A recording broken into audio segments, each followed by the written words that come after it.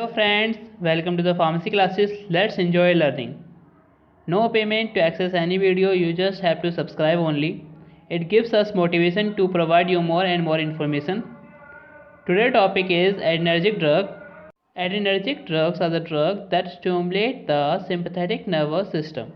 And we all know that the sympathetic nervous system is a part of autonomic nervous system. Autonomic nervous system consists of both sympathetic and parasympathetic nervous system, but the adrenergic drug stimulate only the sympathetic nervous system. So here it is written that adrenergic drug stimulate sympathetic nervous system. This is important for exam point of view about the adrenergic drug. Now the transmission is occur by the three catecholamines, which is noradrenaline, adrenaline and dopamine. So the transmission is by three catecholamines, which is noradrenaline, adrenaline and dopamine. These three catecholamines is also known as neurotransmitters. So the synthesis of these catecholamines is start from the phenylalanine, which is the amino acid. It is converted into the tyrosine, and the tyrosine is converted into the dihydroxyphenylalanine, which is known as DOPA, and the DOPA is converted into the dopamine, and the dopamine is converted into noradrenaline. After that, the noradrenaline is converted into the adrenaline by taking a methyl group. There is an enzyme which is known as N-methyl transferase, which gives a methyl group, means CH4, to noradrenaline, and now the noradrenaline is converted into the adrenaline. So this is the synthesis of these catecholamines. We will synthesize these catecholamine by this pathway. We have adrenaline and noradrenaline and dopamine as a neurotransmitter, which is synthesized by this pathway. Start from the phenylalanine. After that, after synthesis of catecholamines store into the storage vesicles. Release of these catecholamines, which bind to the receptors when the pharmacological action is needed, and the removal of neurotransmitter from receptors which are present on postganglionic nerves, and after that the metabolism or reuptake of these catecholamines occur. Now the types of adrenergic receptors. There are two types of adrenergic receptors, which are alpha receptors and beta receptors. There are two types of receptors, alpha receptors and beta receptors. So first we study about the alpha receptors. Alpha receptors is divided into two. Alpha receptor is further divided into two, which is alpha 1 and alpha 2. Alpha 1 and alpha 2. Now the alpha receptors, which here we are discussing about the alpha 1, it's present on post junction. Here it is written that it only present on post junctionally, activated by phenylephrine and blocked by prazosin. So it is written here that it will activated by the phenylephrine and blocked by prazosin. It is present only on the post junction area. And the alpha 2 receptors is present on both pre and post junctionally. It is written here that it is present on both pre and post junctionally. It is activated by clonidine and blocked by yohimbine. So this is the important point about the activation and blockage of these receptors by clonidine and yohimbine. So this is the important point. Now the beta receptors is of three types: beta 1, beta 2 and beta 3. Beta 1, beta 2 and beta 3. There are three types of beta receptors. Beta 1 is present on heart. This is known as a cardiac receptor. Beta 2 is present on the bronchial area, vascular part and uterine muscles. And beta 3 is present on the adipocytes, which is known as the fat storing cell. Adipocytes are the cells which stores fat.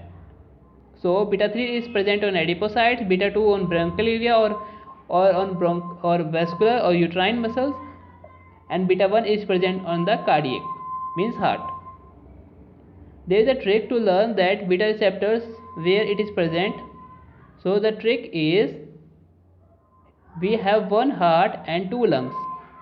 Humans have one heart and two lungs, and here is beta 1. 1 means one heart and two lungs. So beta 1 is present on one heart. Beta 1 is present on heart, and we have two lungs, means beta 2. Beta 2 is present on lungs. So you can easily remember that beta 1 present on heart because we have one heart and two lungs. Two lungs means beta 2 is present on lungs. So after that we will discuss about the adrenergic drugs, which also known as sympathomimetic drugs and adrenergic receptor agonist, because it is perform same action as that of sympathetic nervous system. That's why it is known as sympathomimetic drug. So this is the important point, the why it is called as sympathomimetic drug, because it is acting on the sympathetic nervous system. So that's why this is known as sympathomimetic drugs. Now the adrenergic drug is of three types. Adrenergic drugs are of three types, which are direct acting, indirect acting, and mixed acting. So the direct acting act on both alpha and beta receptors. They are active on both alpha and beta receptors. Here it is written here, act on both alpha and beta receptors. Examples are adrenaline, noradrenaline, isoprenaline, phenylephrine, and salbutamol. Examples are adrenaline, noradrenaline, isoprenaline, salbutamol, and phenylephrine. Indirect acting act on the adrenergic nerve. Indirect acting on the adrenergic neuron. Examples are tyramine and amphetamine. So there are two examples, which is tyramine and amphetamine. Now, and the mixed acting act directly and indirectly, means both. They are acting as directly by acting on both alpha and beta receptor, and indirectly on acting on adrenergic neuron. So examples are ephedrine, dopamine, and methyltryptamine. So this is the example of mixed acting. After here we have to study about the classification of adrenergic drug. The adrenergic drug is further classified into 6 parts. First is CNS stimulant. Those stimulate the CNS, central nervous system. Examples are amphetamine, dexamphetamine, methamphetamine, and methylphenidate. So you can easily learn that when we learn amphetamine, we just have to add dex, and it is same amphetamine, met, and it is same amphetamine. So you can learn one amphetamine, you will get 3 names. Second is bronchodilator, which includes salbutamol, terbutaline, isoprenaline, and formoterol. So this is the example of bronchodilator, which is an adrenergic drug. After that, the cardiac stimulant, which is adrenaline, isoprenaline, and dobutamine. There are 3 drugs which is acting as a cardiac stimulant. Now the anorectics. So examples are amphetamine, fenfluramine, and dexfenfluramine. You only have to add fen, here fen and dex. Then it is similar, fenfluramine and dexfluramine. After that, the uterine relaxant, which includes salbutamol, terbutaline, and ritodrine. The pressure agents are noradrenaline, ephedrine, dopamine, and phenylephrine. So this is an example of pressure agent which include phenylephrine, dopamine, ephedrine, and noradrenaline. In general, alpha cause contraction and beta cause dilation. This is the important point, that alpha cause contraction and beta cause dilation. Alpha is a vasoconstrictor, as we know that it will increase the BP. It increases the BP, and absorption of iron, and beta is bronchodilator, it relaxes the bronchial muscles. So that's why the beta agonist is useful in asthma. The example are isoprenaline. Isoprenaline is generally used in asthma. Isoprenaline is generally used in asthma. Thanks for watching.